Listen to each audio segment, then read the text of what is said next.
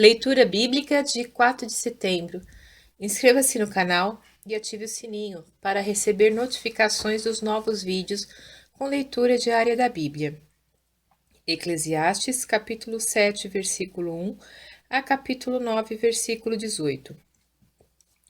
Melhor é a boa fama do que o melhor unguento, e o dia da morte do que o dia do nascimento de alguém. Melhor é ir à casa onde há luto do que ir à casa onde há banquete, porque naquela está o fim de todos os homens, e os vivos o aplicam ao seu coração. Melhor é a mágoa do que o riso, porque com a tristeza do rosto se faz melhor o coração. O coração dos sábios está na casa do luto, mas o coração dos tolos na casa da alegria.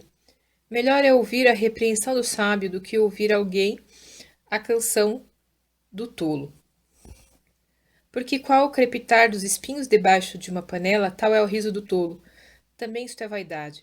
Verdadeiramente que a opressão faria endoidecer até o sábio, e o suborno corrompe o coração. Melhor é o fim das coisas do que o princípio delas. Melhor é o paciente de espírito do que o altivo de espírito.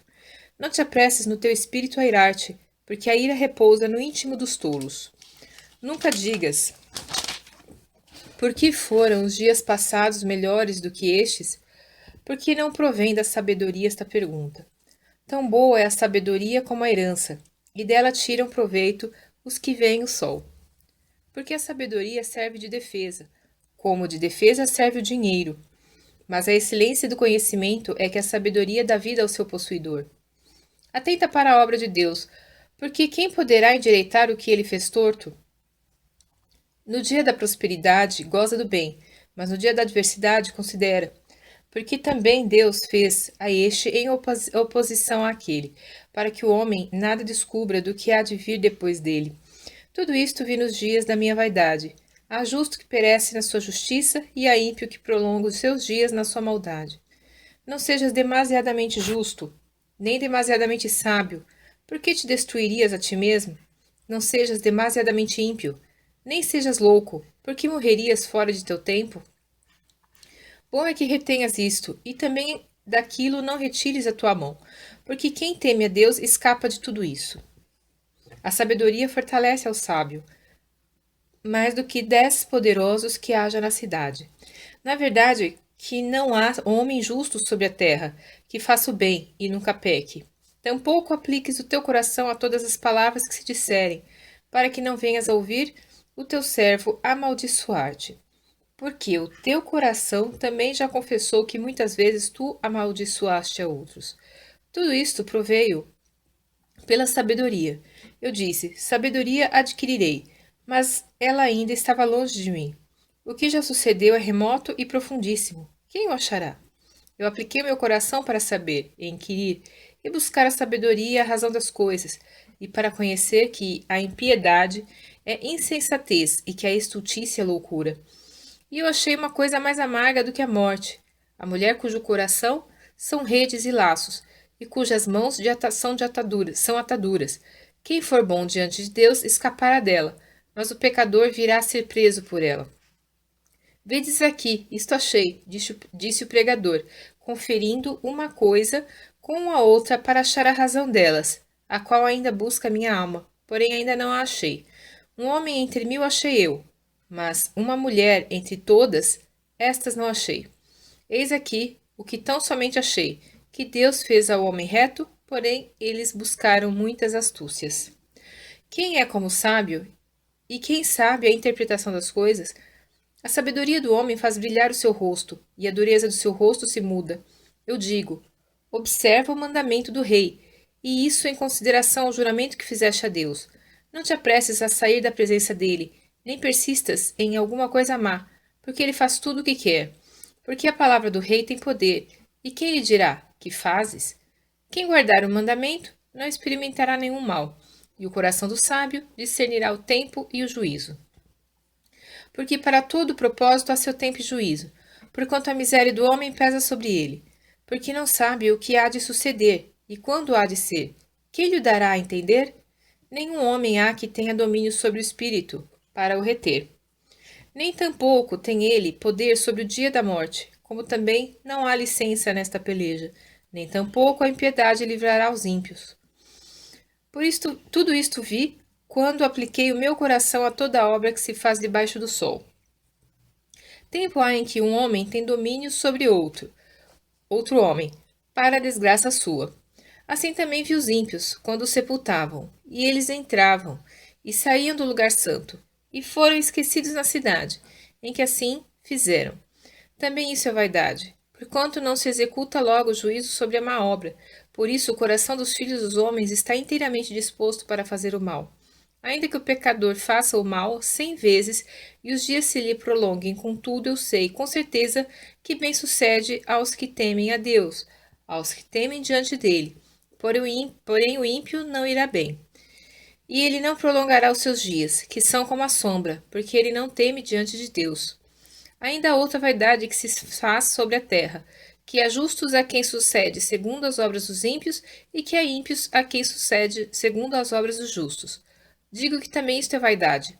Então louvei eu a alegria, porquanto para o homem nada há melhor debaixo do sol do que comer, beber e alegrar-se, porque isto acompanhará no seu trabalho nos dias da sua vida que Deus lhe dá debaixo do sol.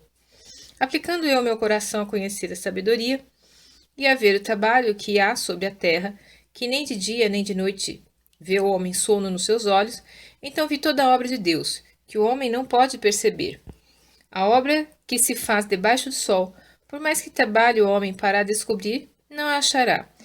E, ainda que diga o sábio que a conhece, nem por isso a poderá compreender.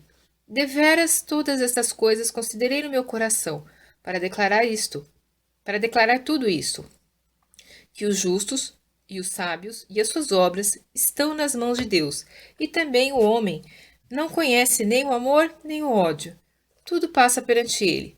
Tudo sucede igualmente a todos. O mesmo sucede ao justo e ao ímpio, ao bom e ao puro, como ao impuro. Assim ao que sacrifica como ao que não sacrifica. Assim ao bom como ao pecador, ao que jura como ao que teme o juramento. Este é o mal que há entre tudo quanto se faz debaixo do sol. A todos sucede o mesmo, e que também o coração dos filhos dos homens está cheio de maldade, e que há desvarios no seu coração enquanto vivem, e depois se vão aos mortos. Ora, para aquele que está entre os vivos há esperança, porque melhor é o cão vivo do que o leão morto. Porque os vivos sabem que hão de morrer, mas os mortos não sabem coisa nenhuma, nem tampouco terão eles recompensa, mas a sua memória fica entregue ao esquecimento. Também o seu amor, o seu ódio e a sua inveja já pereceram, e já não tem parte alguma para sempre, nem coisa alguma do que se faz debaixo do sol.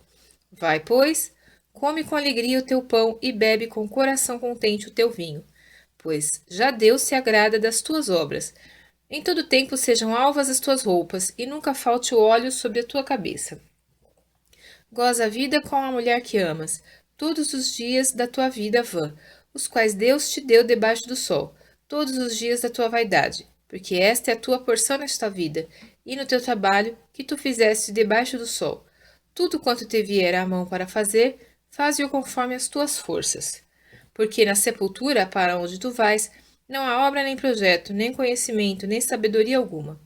Voltei-me e vi debaixo do sol que não é dos ligeiros a carreira, nem dos fortes a batalha, nem tampouco dos sábios o pão, nem tampouco dos prudentes as riquezas, nem tampouco dos entendidos o favor, mas que o tempo e a oportunidade ocorrem a todos, que também o homem não sabe o seu tempo, assim como os peixes que se pescam com a rede maligna, e como os passarinhos que se prendem com o laço, assim se enlaçam também os filhos dos homens no mau tempo, quando cai de repente sobre eles.